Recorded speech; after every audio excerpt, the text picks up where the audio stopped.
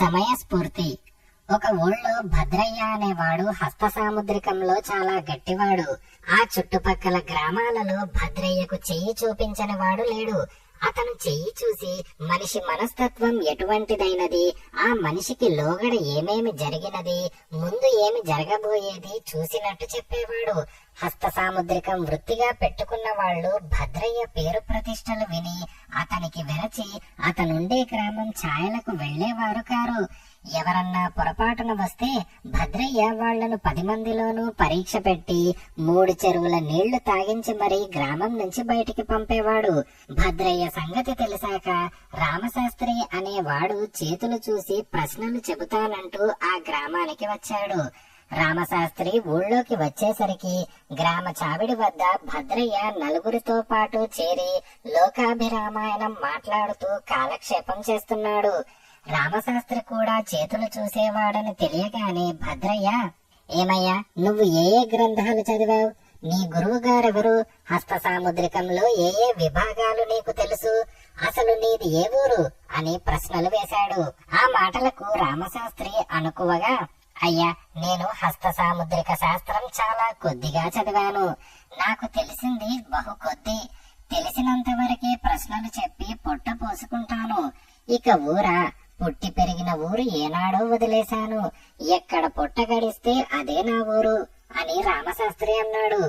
అతని అణకువ చూసి భద్రయ్య రెచ్చిపోయి, నీ మిడిమిడి జ్ఞానం చూసి ఈ ఊళ్ళో వాళ్ళు డబ్బులిచ్చేటంత వెర్రెవాళ్లు కారయ్యా. నా సంగతి నువ్వు వినలేదు కాబోలు. హస్త సాముద్రికంలో అందవేసిన చెయ్యిని నేనుండగా నీకు ఈ ఊళ్ళో మంచి నీరు కూడా పుట్టదు. అందుచేత మరో ఊరు చూసుకో అని భద్రయ్య నిష్ఠూరంగా అన్నాడు. అది విని రామశాస్త్రికి కోపం వచ్చింది. ఈ భద్రయ్య అహంకారాన్ని అణచకుండా వెళ్లకూడదనుకుని అతను, అయ్యా, ఎవరెంతటి వారు? నేను మీకన్నా గొప్పవాణ్ణని ప్రగల్భాలు పలకలేదు. కాని మీరు ఏ ఆధారం లేకుండానే నన్ను తీసిపారేశారు. తరతమ భేదాలు నిర్ణయమయ్యేది పరీక్షలో కదా. మీకు నాకన్నా ఎక్కువ తెలిసినట్టు ఏ ఆధారం మీద చెబుతున్నారు అని అడిగాడు. అక్కడ చేరిన వారు రామశాస్త్రి చెప్పింది సబబేనని, ఇద్దరూ ఎరగని మనిషి చెయ్యి చూసి ఆ మనిషిని గురించి చెబితే ఎవరు చెప్పింది సరిగ్గా ఉన్నది తెలిసిపోతుందని అన్నారు. వాళ్ళిలా మాట్లాడుకుంటూ ఉండగానే అటుగా ఒక పొరుగురు మోతుబరి వచ్చాడు. గ్రామ చావిడి వద్ద చేరిన వాళ్ళు ఆయనను పిలిచి, అయ్యా, ఒక చిన్న పరీక్ష జరుగుతున్నది. మీరు ఒక్క క్షణం ఇలా వచ్చి వీరిద్దరికీ మీ చెయ్యి చూపించండి అని అన్నారు. పొరుగురి మోతుబరి దగ్గరికి వచ్చి చెయ్యి చాచాడు. భద్రయ్య అతని చెయ్యి చూసి, అయ్యా, ఇది పరీక్ష గనక ఉన్నమాట చెప్పక తప్పదు. మీకు ధనం చాలా ఉన్నది గాని అంతకు మించిన లోపితనం కూడా ఉన్నది. మీ భార్య ఎలా చెబితే అలా నడుచుకుంటారు అని అన్నాడు. మోతుబరి మండిపడి, అబద్ధాల కూతలతో నన్ను అవమానించటానికేనా పిలిచారు అని అన్నాడు. రామశాస్త్రి అతనితో, ఆగ్రహించకండి. కొందరు హస్త సాముద్రికమంతా తమకే తెలుసుననుకుంటారు. మీ చెయ్యి నన్ను కూడా చూడనివ్వండి.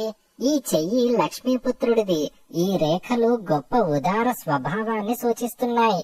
ఎంతటి వారైనా ఈ వ్యక్తి ముందు పిల్లుల్లాగా అయిపోతారు. పూర్వజన్మ సుకృతం వల్ల భార్య కూడా చాలా అనుకూలవతి అని అన్నాడు. ఈ మాటలకు మోతుబరి పొంగిపోయి, శభాష్, నా సంగతంతా దగ్గరుండి చూసినట్టు చెప్పావు. చెయ్యి చూసి చెబితే అలా చెప్పాలి గాని ఈ రెండో ఆయనలా పుల్ల విరుపుగా మాట్లాడితే ఎలాగా అని అన్నాడు. రామశాస్త్రి ఆయన చేతిలోకి చూస్తూ, మీరు నా శాస్త్ర జ్ఞానాన్ని మెచ్చుకొని నాకు ఉంగరం బహుమతి ఇవ్వాలనుకుంటున్నారు. మీ దాతృత్వం జగమెరిగినది కదా అని అన్నాడు. ఈ మాటలతో మోతుబరి కొయ్యబారిపోయాడు. రామశాస్త్రి అది చూసి, కొంపదీసి తప్పు చెప్పానా ఏమిటి? ఎందుకలా చూస్తున్నారు అని అడిగాడు. మోతుబరి తమాయించుకొని, అబ్బే, మరేమీ లేదు. నా మనసులో మాట కూడా ఎలా తెలిసిందా అని ఆశ్చర్యం వేసింది అని మోతుబరి తన వేలునున్న ఖరీదైన ఉంగరం తీసి రామశాస్త్రికి ఇచ్చి తన దారిన తాను వెళ్లిపోయాడు.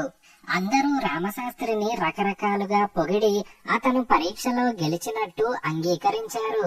భద్రయ్య ముఖం ముడుచుకుపోయింది. రామశాస్త్రి వారితో, నిజానికి ఈ భద్రయ్య గారు హస్త సాముద్రికంలో చాలా గట్టివారు.